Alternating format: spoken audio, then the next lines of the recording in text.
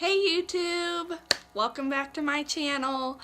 I am excited that you're with me today. I'm going to talk about Christianity, becoming saved, and what happens when you don't stay in the Word, praying and going to church. Even after you've been saved, what can happen if you don't strive to keep your relationship with God the number one priority in your life? Let's get started. I grew up in a Christian home.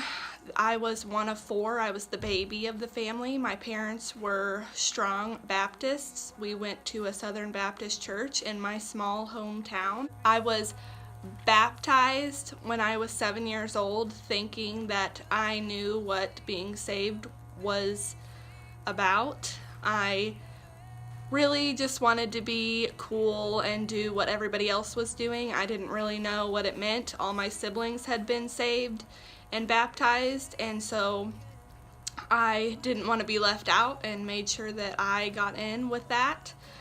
But later on, I figured out that it wasn't a genuine conversion. I wasn't genuine in that. As the years went by, in 8th grade, I was considered the goody two-shoes kid. My parents were really strict. I didn't get to do things that some of my friends got to do. I didn't drink, I didn't party, I wasn't involved sexually with boys. I didn't cuss, so I got made fun of a lot. But then my family and I went through a really hard time the end of my 8th grade year, and we had to move towns. I went from a class of 40 people, 40 kids, to a class of 300. It was awful. It was definitely out of my comfort zone. There was fighting, there was sex, drugs, alcohol, all in my high school, and I was like, is this a movie? Is this Mean Girls? Like, I swear I walked into the school of Mean Girls. It was awful.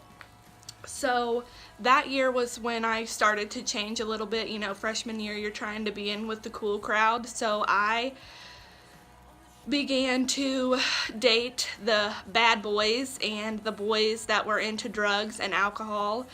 I did not partake in any of that, but I hung out with them.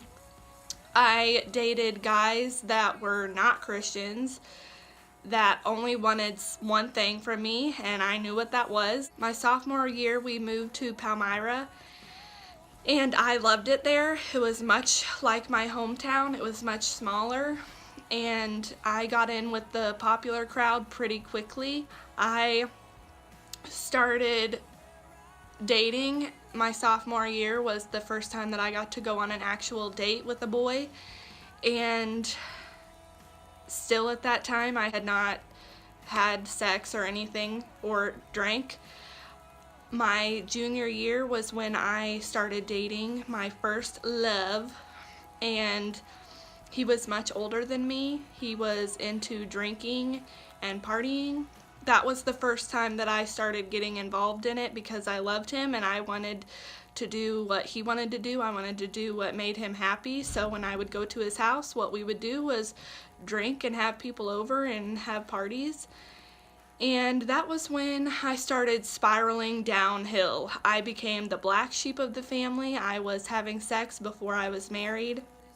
I was drinking and lying, sneaking out of the house. I was definitely the bad kid. At the beginning of my senior year, my boyfriend broke up with me and I spiraled out of control. I was super depressed, didn't know what the heck to do. He would still play with me a little bit, you know, like come back and try to get me to still be with him, but then he wanted nothing to do with me the next day. So he was really messing with my mind and my feelings. I became very depressed. I had to be put on depression medication. I then had to go to counseling because I could not get out of bed. I stopped going to church. I stopped hanging out with people. I laid in bed like all day. I would leave my classes during school to go cry in the bathroom. I was a disaster. So at that time, I knew that there was something missing in my life. I knew that I was trying to use him to fill a void that was in my heart, and I thought that he was the answer. And so that's why when he broke up with me, I lost it, because that void was now open and I was stuck with an open heart and didn't know what to do. So I began going to church again around December of my senior year. My parents had attended that church, but they ended up switching churches, so I stayed at Calvary by myself and went every Sunday. I sat in the back all by myself, but I enjoyed it. I enjoyed the preaching. I started going to Wednesday nights with the youth kids and started making friends. I met the youth pastor, and his teaching and my pastor's teaching really got to me. And every Sunday and Wednesday nights, I would look around thinking, that guy is talking straight to me. Am I the only one in here? Because he's looking right at me. Because everything that he was saying it was like he was talking to me. I realized at that time that I didn't think that I was saved, but I wasn't really for sure yet. My sister would constantly hound me, her and her husband, about, are you sure you're a Christian? Are you sure you're really saved? You know, because your actions aren't showing it. And she would make me so mad, and I would be like, get off my back, lady. You don't know me. You're perfect. Just leave me alone. You don't understand what I've gone through. But really, she was just being loving and wanted to make sure that I was going to be in heaven and had a relationship with Jesus Christ. And honestly, she was right the whole time. I went to visit her one weekend, and I literally, everything inside of me was just boiling over. I had so much anxiety. I felt like I was gonna puke. I felt like I had all these secrets that just needed to burst out. And so in her parking lot, I started bawling, and I just laid it all out there for her. I told her what I'd been involved with and what I had been doing and struggling with, and that I realized that I wasn't really a Christian. So we talked about all of those things, and when I went inside that night, I prayed to God to come into my life and completely take over and fix my heart and forgive me for all of the sins that I had been struggling with, and my heart was completely filled. I stopped being depressed. I felt satisfied and joyful in that moment. And from then on, I started really getting involved in my church. I met my husband. He really helped grow me in the Word and teach me things that I didn't know. So for a while, I was doing really good. I was doing what a Christian should be doing. And then I went to college. I began going out to the bars. I didn't drink or anything. I just went with my friends to the bars, and you know, they say that once you hang out with that crowd and keep hanging out with them, eventually you will start doing what they are doing. And I didn't believe that. I was like, I'm fine. I'm strong enough in my salvation. I'm not going to do any of that. I'm good. You all need to quit worrying about me. But everyone was right again, and I got drugged right back down that path. I began drinking and getting drunk. I was just not being a good Christian. I was really starting to party again. Then I had my first baby, and then I had my second baby when I was 22. And at that time, I was like, I did not get to live the 21-year-old life. I got married too young, and I had kids too young, and so this is my time to make up for all of that. Now I can party and have a good time because I'm an adult and my parents can't tell me no. So I went ballistic. I began being just a bad wife and a bad mom. I would party a lot, and I started wanting attention from other men and was just really embarrassing myself. I started being sick too often or being too tired to go to church. I stopped reading my Bible, I stopped praying, I stopped hanging out with Christian people. Almost all of my friends were unsaved, and that really got me into a lot of trouble. I started to drift away from God. I was still a Christian because once you're saved, you're always saved. But because I wasn't striving to be in the Word and making sure that I was surrounded by godly people and praying, I slowly drifted away. Slowly. And then once I was so far away, I didn't know how to get back.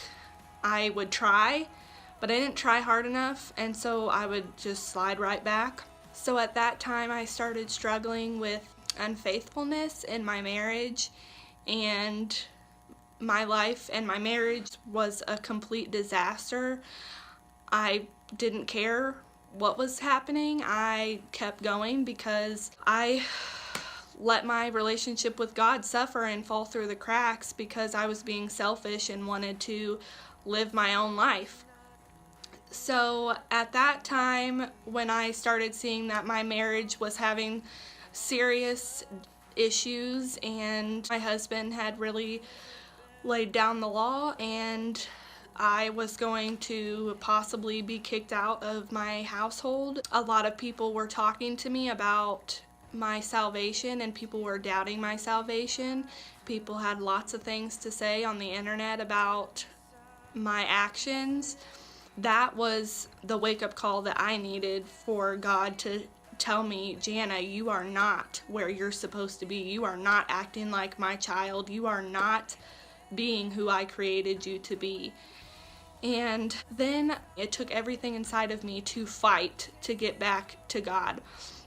It was like a gap between me and God, and all of my sins were in between me and Him, and I had to cut each one of them out one by one and fight my hardest to get back to Him. I went to church when I didn't feel like going. I prayed when I was too tired or too busy. I read the Bible even when I didn't want to, because that was the only way that I was going to get back to God. I stopped hanging out with my friends that were not saved. I started making friends from church and people that I knew I needed in my life to point me back to God. My husband and I went to Christian counseling, and now I can honestly say I wish I could punch myself in the face for what I did back then. I have absolutely no desire to go out and party. My marriage is the best it's been since I've been married, and I've been married for almost 6 years.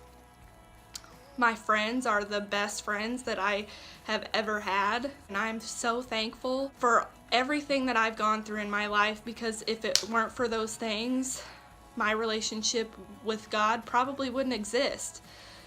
God saved me in every way that somebody can be saved, and He made my life way more joyful than I thought it would be when I got to go party and do my own thing. If you're struggling or looking for something to fill this empty space in your heart, I promise you should try the God thing, because you will not regret it. He is awesome and wonderful and beautiful and forgiving and gracious and kind. He is everything that you're searching for, and you're probably searching for it in drugs, alcohol, or boys or women. And that is not the answer, and you will always be searching for those things, because the only answer is God. If God can save me, He can save you.